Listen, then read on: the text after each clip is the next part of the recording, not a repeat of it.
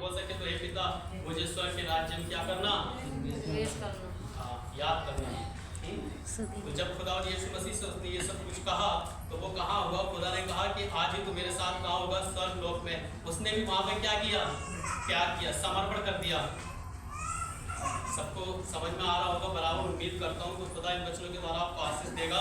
उसने भी जो था त्याग किया, मरते समय उसने भी यीशु मसीह के सामने क्या कर दिया, त्याग कर दिया अपने पापों से, अपनी शारीरिक इच्छाओं से।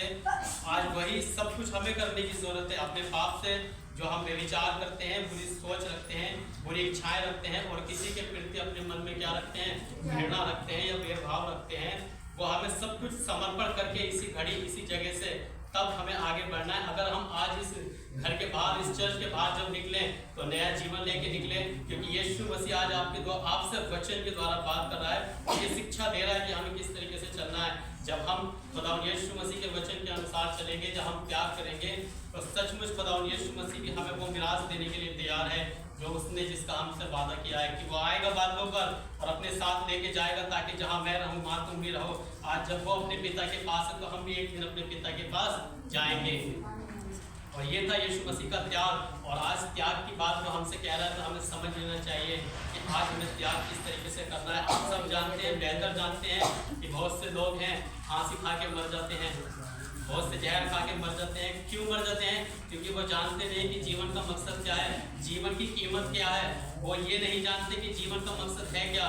लेकिन खुदा यीशु मसीह ने हमें ये वचन दिया है, हमसे बात कर रहा है, स्पष्ट कर रहा है, त्यागना।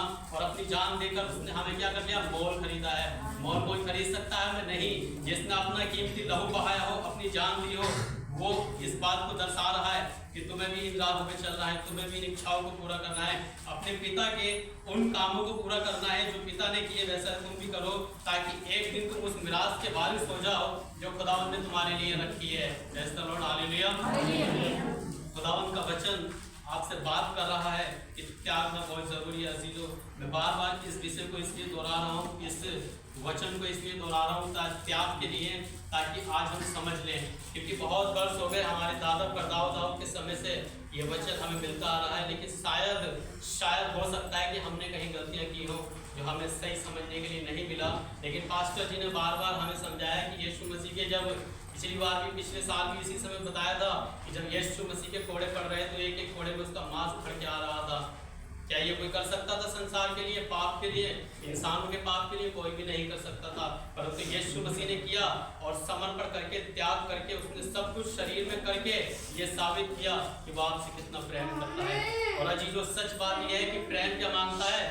त्याग। और त्याग वही कर सकते हैं जो यीशु मसीह को जानते हैं, उस पर विश्वास रखते हैं और उसके वचन से पढ़ते हैं और सुनते हैं और समझते हैं। तो लिखा है कि यीशु का प्राण त्यागना, ये त्याग था जो यीशु मसीह ने हमारे लिए, उद्धार के लिए किया। और हमें भी आज खुदा यीशु मसीह के वचन पे इसी तरीके से चलना है और त्याग के साथ, समर्पण के साथ आगे बढ़ना है, अपनी कमियों को छोड़ के। तो खुदावंद आपको इस वचन के द्वारा बड़ी आशीष दे। खुदा यीशु मसीह के नाम में आमीन।